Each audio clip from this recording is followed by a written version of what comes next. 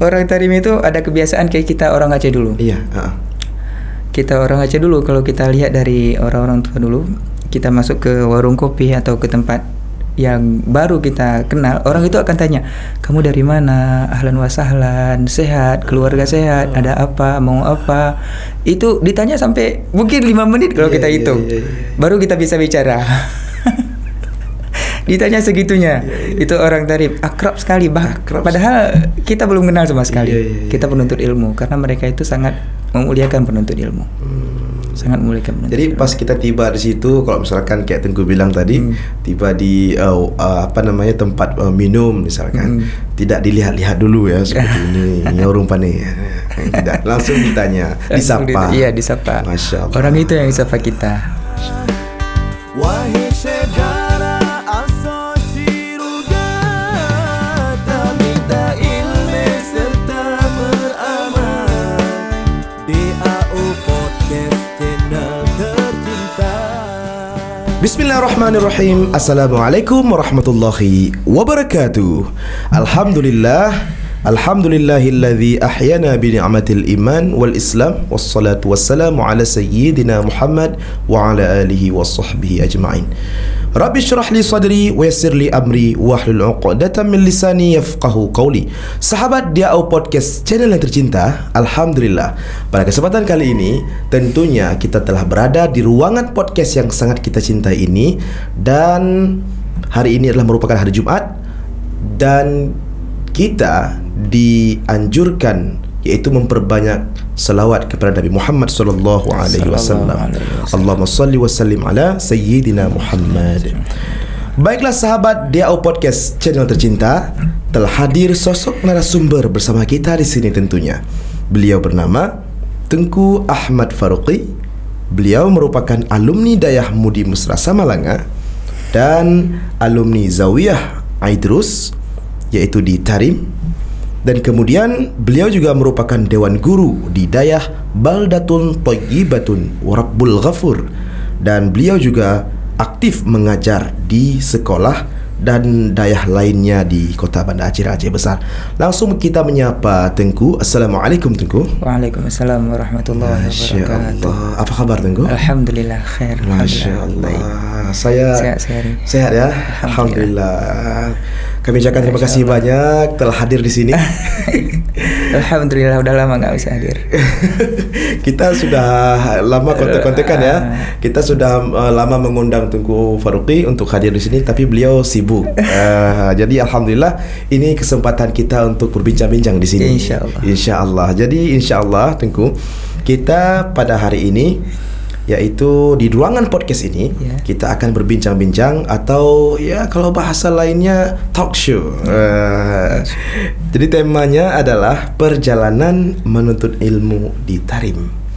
Masya Allah. Ini karena sahabat DAO Podcast Channel, jadi beliau ini merupakan alumni di Tarim. Jadi kita perlu mendengar bagaimana sih pengalaman beliau itu menuntut ilmu di Yaman, di Tarim.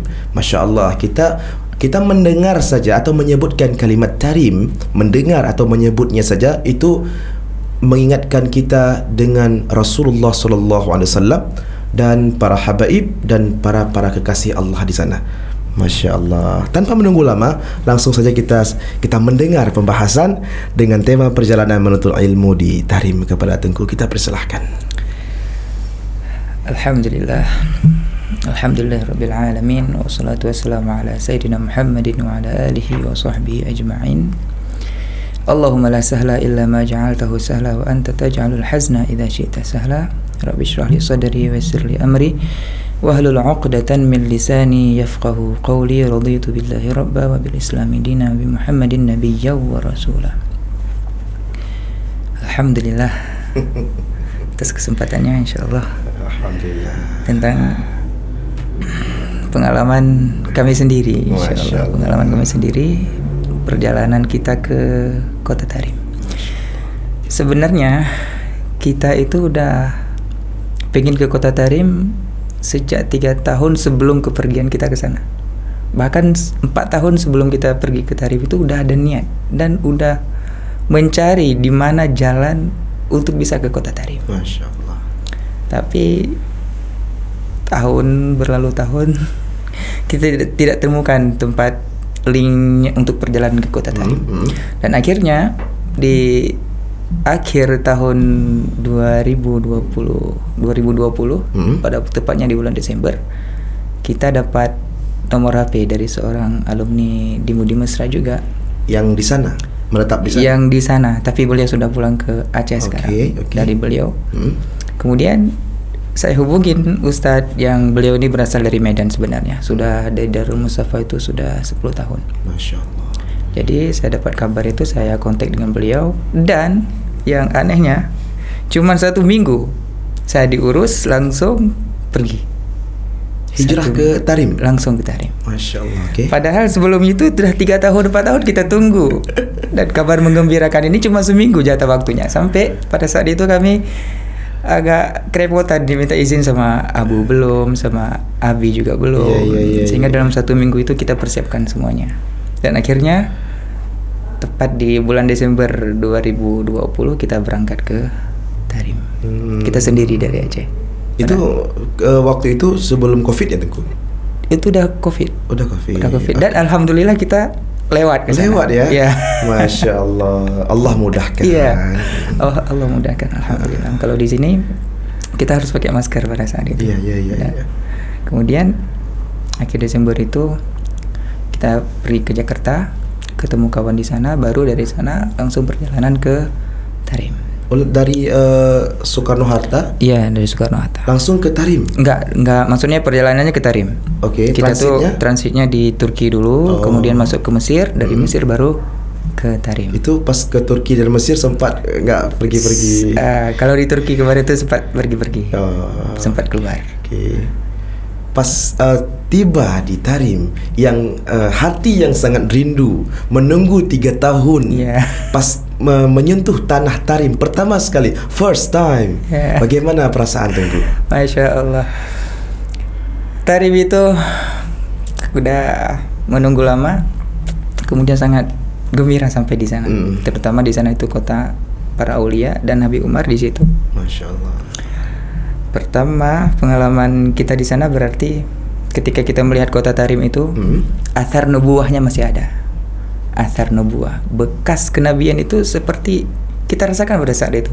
Padahal Rasulullah sudah wafat udah beribu tahun yang lalu, tapi pada saat itu athar nubuahnya masih nampak sekali. Masih terasa sekali, ya? Masih sangat terasa. Iya. Karena dari bentuk rumahnya di sana dari tanah, kemudian jalannya masih berbatuan, pakai batu, jalan aspal juga ada, tapi kemudian dikelilingi oleh gunung. Gunungnya kalau kita dengar sekarang Al-Ahqaf, bukit yang di atasnya rata. Nah seperti itu di Tarim. Itu pengalaman yang paling saya rasakan di sana adalah athar nubuahnya masih ada. Kalau kita ingin melihat bagaimana Rasulullah itu dulu hidupnya bagaimana, itu bisa ke sana, insya Allah dapat asar nubuahnya. Pandangan kita itu masih ada tentang kenabian. Kalau kita ke Madinah atau Mekah itu sudah modern sekali sekarang. Tapi kalau kita ingin ke masa Rasulullah bisa ke Tarim, insya Allah. Insya Allah ya. Insya Allah. Itu kemudian pas di Tarim, tempat penginapan atau pada tempat atau ada rumah penginapan atau memang sudah disediakan, bagaimana Tengku? Kebetulan pada saat kami datang ke sana itu kita ambil yang sakan khariji. Kita tinggal di luar lembaga. Seperti di Darul Mustafa kan dia ada lembaga, sakannya ada di sana, penginapannya disediakan. Kalau kita ketemu sama orang Aceh di sana, kemudian kita carikan rumah dulu, tempat tinggal. Baru setelah itu kita carikan tempat belajarnya di mana.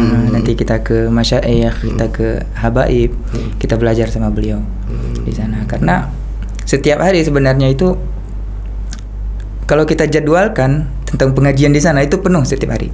Tidak ada waktu istirahat. Full ya. Gitu ya, full. Masya Allah. Jadi tentang kultur atau budaya di sana itu bagaimana Tengku? Yang Tengku lihat? Budaya di sana itu sangat kental dengan Islamnya. Masya Allah.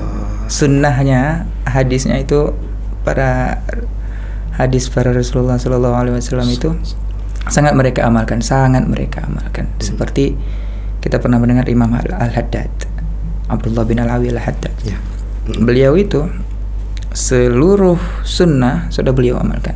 Masya Allah. Beliau bilang sendiri, saya segala sunnah udah saya amalkan. Kecuali ada yang orang katakan kecuali cuma satu, rambut panjang. Nah, namun beliau itu juga sempat amalkan sebelum beliau meninggal. Karena beliau udah lama terbaring, kemudian rambut beliau tumbuh panjang. Memanjang. Iya. Jadi secara tidak sengaja itu beliau sudah amalkan seluruh sunnah Rasulullah Sallallahu Alaihi Wasallam. Begitulah di kota Tarim itu sangat mengamalkan sunnah. Kemudian kalau dari perempuan itu wanita, kalau kita ke sana wanita itu serba hitam. Kemudian jarang yang keluar rumah. Niqab ya? Ya pakai niqab. Masya Allah. Bahkan kalau orang dahulu bilang seperti Syekh Ali Baharmi pernah mengatakan kalau orang asli Tarim itu hanya matanya aja yang nampak. Matanya saja yang Iya, nampak. matanya saja yang nampak. Iya, Kemudian kalau mereka jalan keluar, kalau ada kebutuhan-kebutuhan yang tidak bisa diwakili misalnya, mereka itu jalannya ini apa namanya? Baju hitamnya itu kena bekas tanah. Karena rumah di sana tanah, kemudian mereka berjalan tuh dekat dengan dinding rumah orang. Jadi Biar tidak biar tidak kena dengan laki-laki yang lain. Begitu mereka menjaga. Jadi mereka itu berjalannya tepat di rumah. Masya Di Allah. jalan-jalan rumah. Itu pun keluar mereka itu kalau ada kebutuhan yang tidak bisa diwakili. Dan di sana itu juga ada suk nisa namanya, pasar khusus untuk wanita. Oh iya. Ya, di sana itu ada pasar khusus untuk wanita. Jadi wanita aja yang bisa masuk ke sana. Iya, ke situ. iya. Kalau kita sebagai talib ilim, kita penuntut ilmu, kita masuk situ itu agak gimana gitu. Kalau bahasa Aceh ganja, Menganjai kalau kita masuk di situ. Karena emang perempuan semua. Iya. Kemudian kalau di pasar yang biasa yang kita pergi untuk mencari kebutuhan sehari-hari itu memang laki-laki semua. Iya. Dan yang jualnya juga laki-laki. Oh, jadi Seperti tidak ada itu. ikhtilat seperti itu ya? Iya, tidak ada ikhtilat di sana, tidak ada campuran. Iya. Masya Allah. Kemudian terhadap warga Tarim atau warga setempat, ketika hadirnya para talib, para penuntut ilmu dari luar, terhadap mereka itu bagaimana? Mereka ahlan wa sahlan atau masih ada perbedaan? Bagaimana? Kalau penduduk Tarim itu, Rasulullah pernah bilang, penduduk Tarim itu adalah orang yang hatinya itu sangat lembut. Masya Allah. Orang yang hatinya sangat lembut itulah penduduk Tarim. Al-hikmah yamaniyah kata Rasulullah. Hikmah itu datangnya dari orang Tarim, dari orang Yaman. Maksud Rasulullah itu ada yang mengatakan qil ini, yang dimaksud Yaman di situ adalah Tarim. Karena Rasulullah pernah juga bilang, aku mencium bau wangi dari Yaman. Maksud Yaman di situ adalah Tarim. Dan Tarim itu kalau penduduknya tadi sangat luar biasa. Seperti yang Baginda sabdakan. Betul-betul hatinya lembut. Kita misalnya saya sendiri saya merasakan ketika kita misalnya ke pasar membeli baju, kita sudah buka satu baju, kemudian tidak jadi, taruh balik. Ada baju yang lain, kata beliau. Oh boleh, saya cari buka yang lain. Kita buka sampai 10 baju. Ya Sayyid, mungkin kita tidak jadi misalnya kita tidak jadi. Oh Masya Allah, nggak apa-apa kalau nggak jadi. Mungkin hari ini bukan rezeki kita. Coba lihat ke toko samping. Itu orang Tarim. Dibungkus balik bajunya, dimasukin. Jadi tidak ada marah-marah ya? Tidak ada marah-marah. Masya Allah. Kasih sayang ya. Masya Allah. Jadi kalau berbeda dengan kita di sini, kalau kita di sini jangankan 10 baju yang dibuka, 2 baju saja nejaran ya. Kemudian orang Tarim itu ada kebiasaan kayak kita orang Aceh dulu. Kita orang Aceh dulu, kalau kita lihat dari orang-orang tua dulu, kita masuk ke warung kopi atau ke tempat yang baru kita kenal, orang itu akan tanya, kamu dari mana? Ahlan wa sahlan, sehat, keluarga sehat, ada apa, mau apa? Itu ditanya sampai mungkin 5 menit kalau kita hitung, baru kita bisa bicara. Ditanya segitunya. Itu orang Tarim akrab sekali, padahal kita belum kenal sama sekali. Kita penuntut ilmu, karena mereka itu sangat memuliakan penuntut ilmu. Sangat memulihkan badan. Jadi pas kita tiba di situ, kalau misalkan kayak Tengku bilang tadi, tiba di tempat minum misalkan, tidak dilihat-lihat dulu ya seperti ini orang pandai. Tidak, langsung ditanya, disapa. Iya, disapa. Masya Allah. Orang itu yang disapa kita. Masya Allah. Kemudian adakah keindahan lain yang Tengku rasakan yang sehingga masih merindukan? Keindahan yang paling saya rindukan dari Kota Tarim sekarang itu adalah di sana itu tempatnya para alim, orang aulia, para alim, masyayikh. Sangat banyak di sana, sangat banyak. Masya Allah. Terutama mungkin yang paling kita rindu itu adalah Habib Umar. Oh ya? Kan? Iya. Kita semua orang yang ingin ke Tarim itu ingin jumpa dengan Habib Umar. Karena ketika kita di Tarim itu sangat mudah sekali untuk berjumpa dengan Habib Umar. Bahkan setiap hari kita bisa bersalaman dengan Habib Umar itu 2 atau 3 kali. Itu setiap hari. Karena beliau di Darul Mustafa itu setiap subuh mengisi kajian. Setiap subuh. Kemudian setiap asar juga beliau isi kajian. Kemudian selain di Darul Mustafa juga beliau isi kajian di Masjid Ba'alawi yang di Aceh juga ada di Aceh Timur ya, Masjid Ba'alawi. Itu berasal dari sana. Nah, di situ juga beliau isi kajian. Itu seminggu ada 3 kali. Kemudian di Darul Faqih juga beliau isi kajian di situ. Maka ketika kita ingin belajar langsung dari beliau, kita bisa langsung di hadapan beliau belajar. Mudah ya? Iya. Langsung di hadapan beliau kita belajar dan mendengar apa nasihat beliau, apa pelajaran hari ini, itulah yang sangat kita rindukan sekarang. Dan para masyayikh lain juga luar biasa. Luar biasa keilmuannya. Kalau kita melihat zawiyah di sana dan dayah di sini, adakah perbedaan Tengku? Mungkin daripada kurikulum atau metode pembelajaran? Kalau dari kurikulumnya hampir sama dengan di Aceh.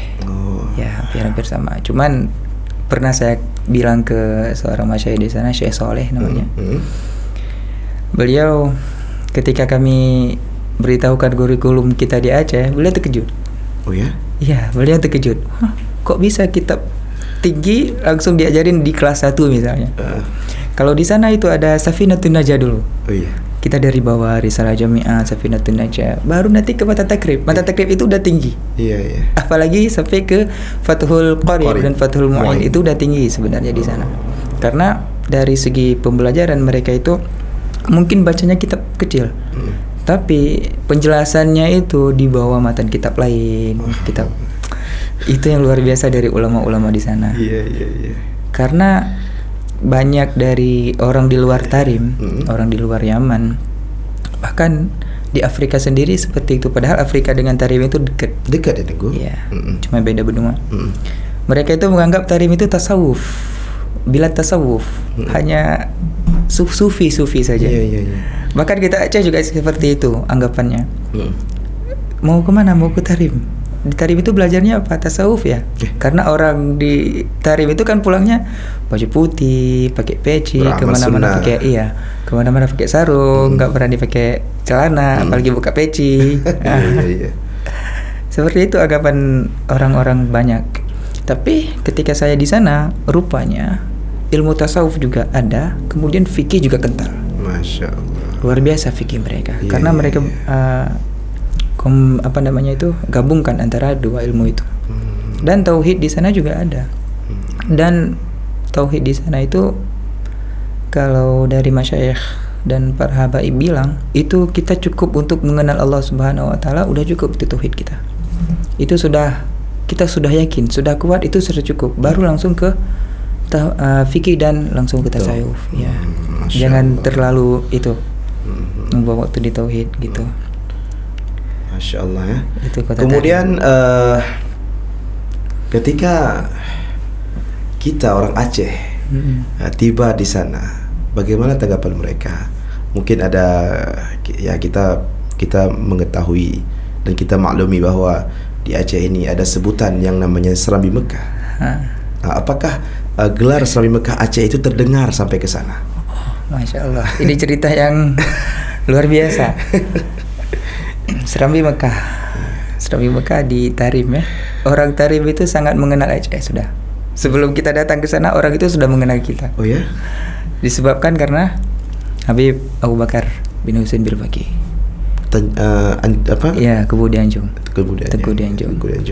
Nah, itu sepuhnya mereka. Masya Allah. Para Habib Umar dan para habaib lain, bahkan masyayikh kalau datang ke Aceh tetap ke situ dulu. Iya. Karena itu nenek mereka. Begitu. Itulah yang membuat mereka itu sangat mengenal Aceh.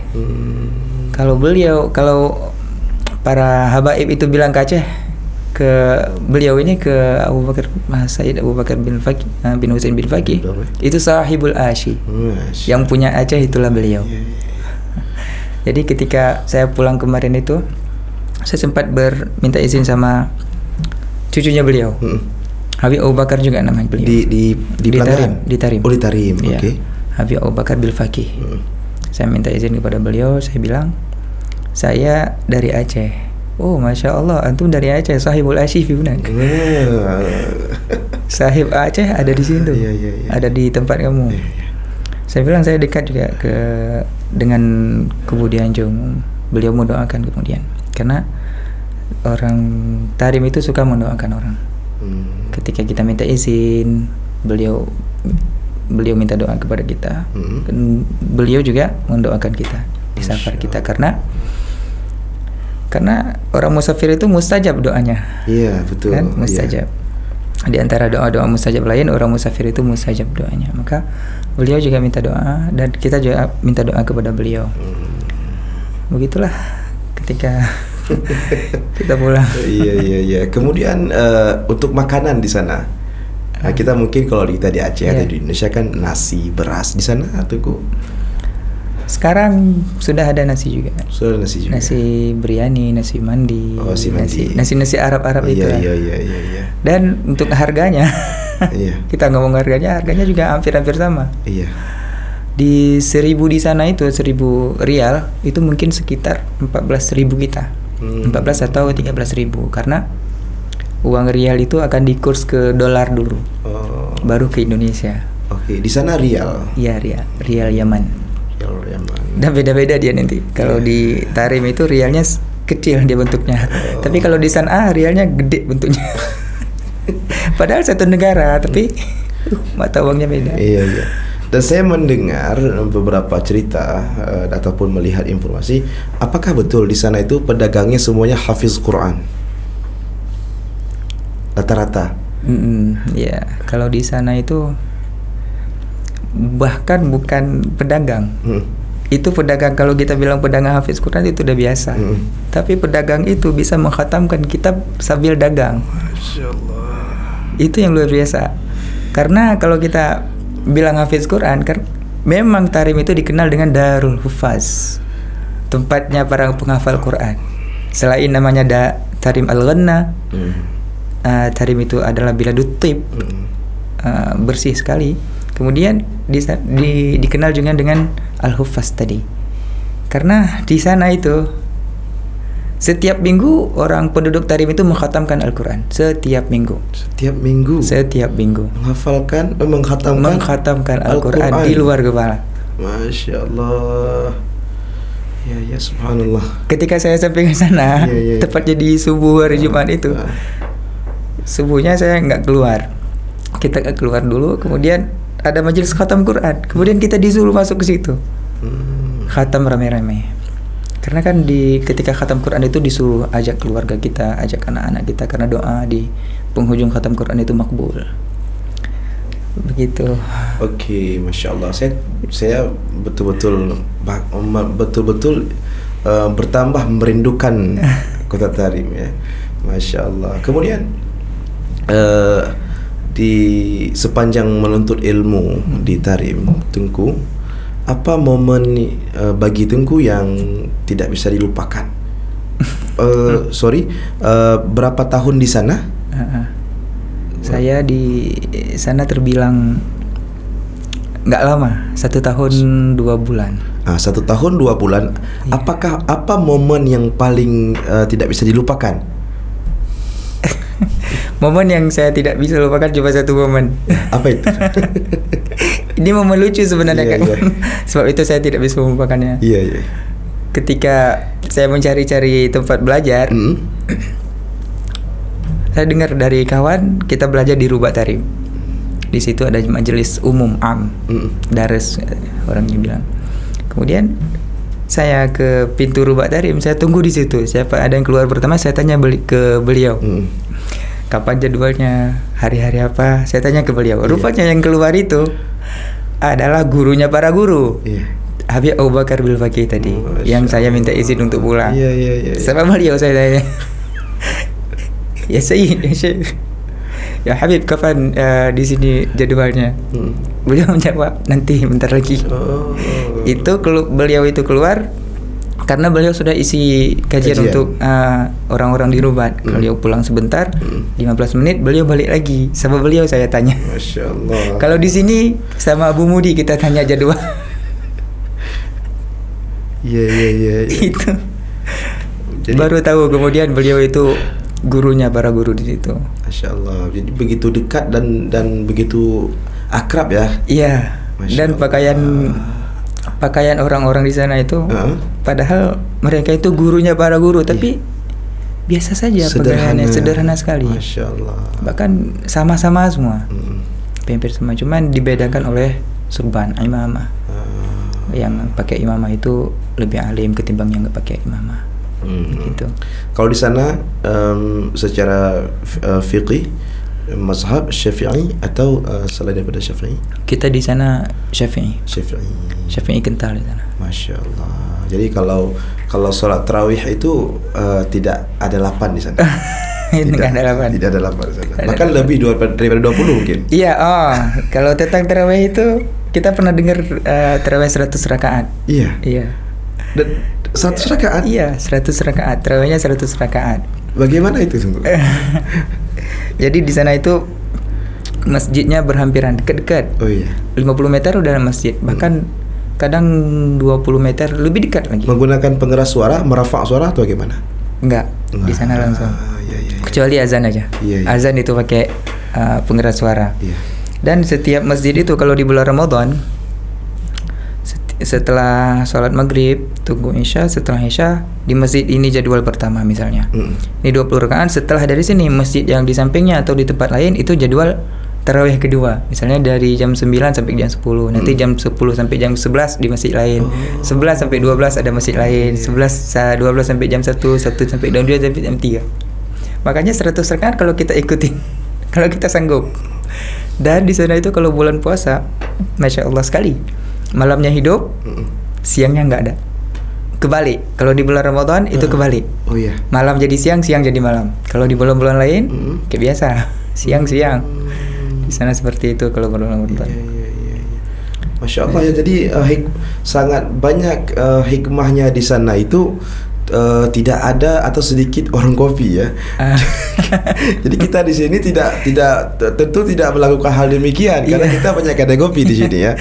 Masya Allah. Jadi bukan pindah masjid kita di sini, pindah kedai kopi. Setelah terawih ke warung kopi. Warung kopi. Kemudian atur aja tuh, ini kopi jam sekian, ganti ke kopi sebelah lagi. Sampai sahur.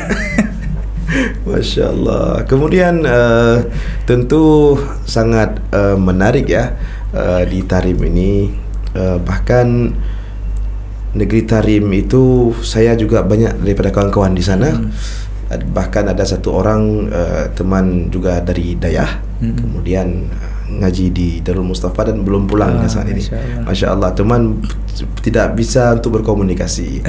Dan saya sangat senang, alhamdulillah kita di sini sangat senang mendengarkan apa yang telah Tengku sampaikan pengalaman di sana.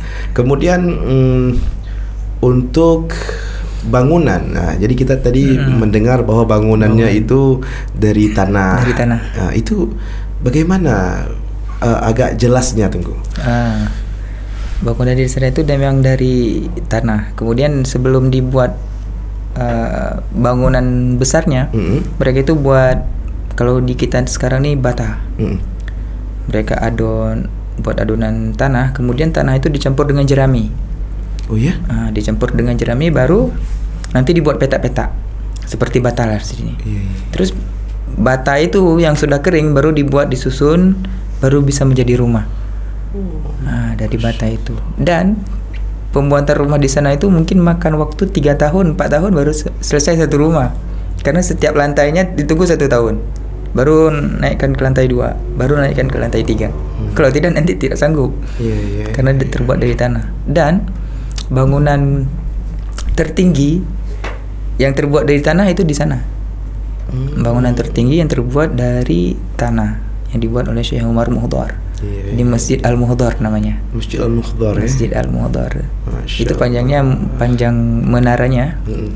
tingginya sekitar 40 meter lah ke atas. Itu dari tanah semua, tanah liat. Mungkin dah 100 tahun yang lalu mungkin beliau bangun Iya. oleh Syekh Umar Al-Muhdar. Iya. Dan juga saya mendengar Tengku bahwa di Tarim itu adalah salah satu tempat di seluruh dunia yang tidak tersentuh dengan budaya barat atau teknologi. Iya. Itu apakah benar? Itu benar adanya. Itu benar. Yang kita rasakan di sana memang benar. Karena di Tarim itu di Tarim khususnya kalau kita ke sana itu ibaratkan Aceh di tahun 70, di tahun 60-an. Masya Allah. Sinyal 3G paling kuat. Oh ya. Kemudian sinyal itu kuatnya di antara jam 8 sampai jam 11 siang. Itu kuat. Iya. Itu kuatnya itu ketika kita lihat snap WA orang itu bisa. Tapi di jam-jam yang lain misalnya nanti kita snap aja. Iya. Itu putar dia. Itu sinyal di sana. Apa istilah sekarang nge-lag ya? Nge-lag. Iya. Jadi kalau memang ke sana itu bukan tujuan untuk yang lain-lain, Iya. tetapi khusus untuk menuntut ilmu. Jadi konten kreator nggak bisa begitu. Orang konten kreator ada juga, cuman mereka itu ngupload biasanya 1-2 hari baru terupload. Iya. Kemudian ambil wifi yang paling cepat di sana itu Iya, ada. iya. Untuk sinyal lain 3G paling kuat. Tarim itu nama, kalau kita di sini provinsi atau kabupaten? Kalau Tarim itu kota dan provinsinya Hadramaut. Hadramaut itu provinsinya. Kemudian negaranya Yaman. Ibu kota Yaman. Ibu kota Yaman Sanaa. Yang duit dolar yang rial itu besar. Rial tadi besar. Jaraknya dari Tarim ke Sanaa itu berapa jam? Itu sekitar berapa jam? 6 jam mungkin. 6 jam atau 6 hari? Itu saya kurang tahu juga jarak antara Sanaa dengan Tarim. Iya. Berarti kalau dari rute perjalanan udara yaitu dari Turki, Mesir baru ke Tarim, ke Yaman. Ya. Itu di bandaranya di mana tuh? Bandaranya di Seun namanya. Di Seun, dari Seun ke Tarim itu sekitar 1 jam lah lebih kurang. Dan saya juga mendengar bahwa Yaman itu salah satu negara konflik. Apakah benar tuh? Di Yaman, iya negara konflik. Tapi konfliknya jauh dari kita. Mungkin sekitar 13 jam dari itu tadi, dari Tarim. Karena seperti yang kita ngomongin tadi, Tarim itu tidak akan masuk fitnah. Salah satunya itu peperangan nggak terjadi di Tarim.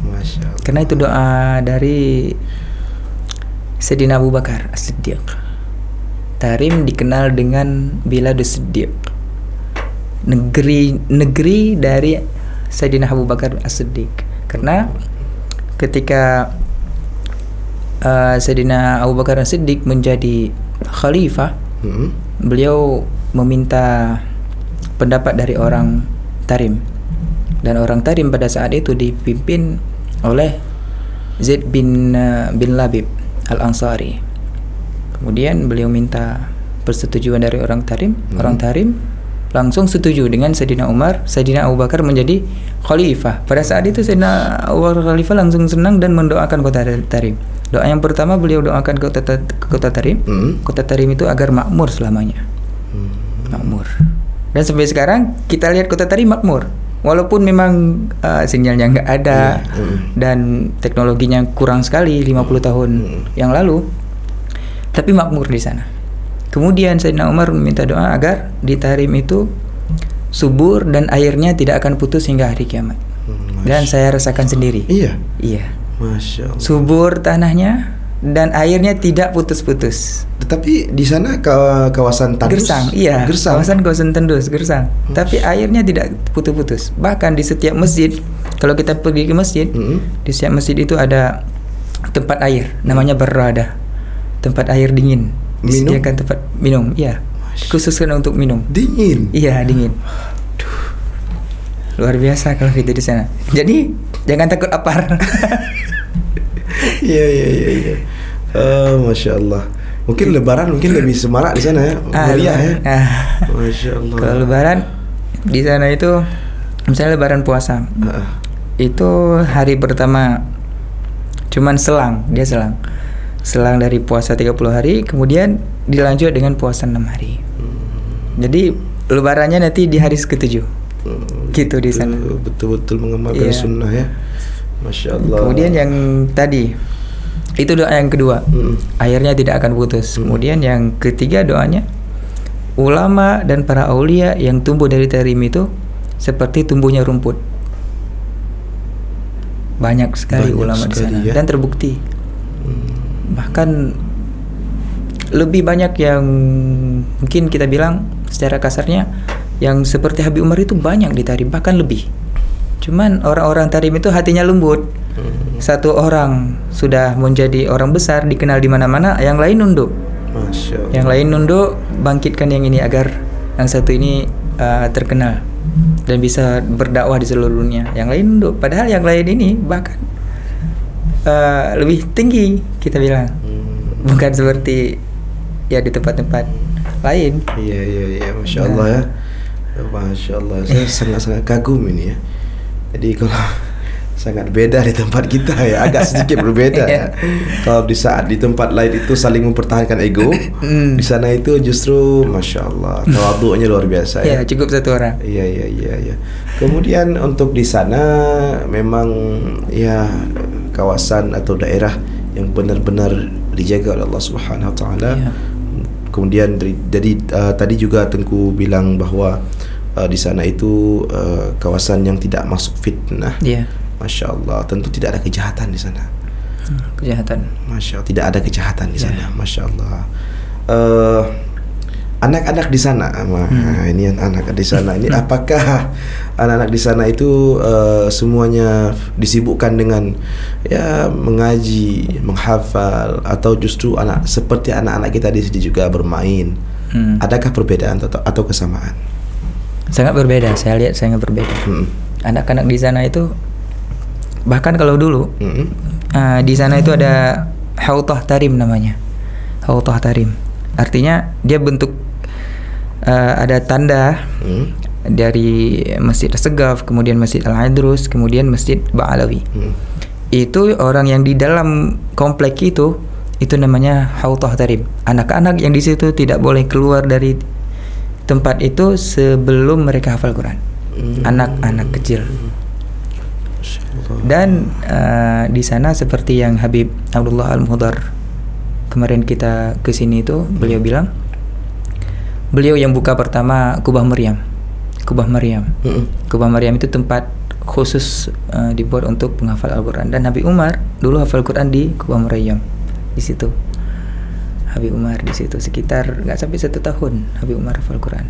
Dan yang buka itu adalah Habib Abdullah Al-Muhdar yang datang ke Aceh kemarin. Iya, betul. Itu beliau yang buka tempat tahfiz. Dan seperti itu, negara Al-Hufaz seperti itu ya, Biladul Hufaz.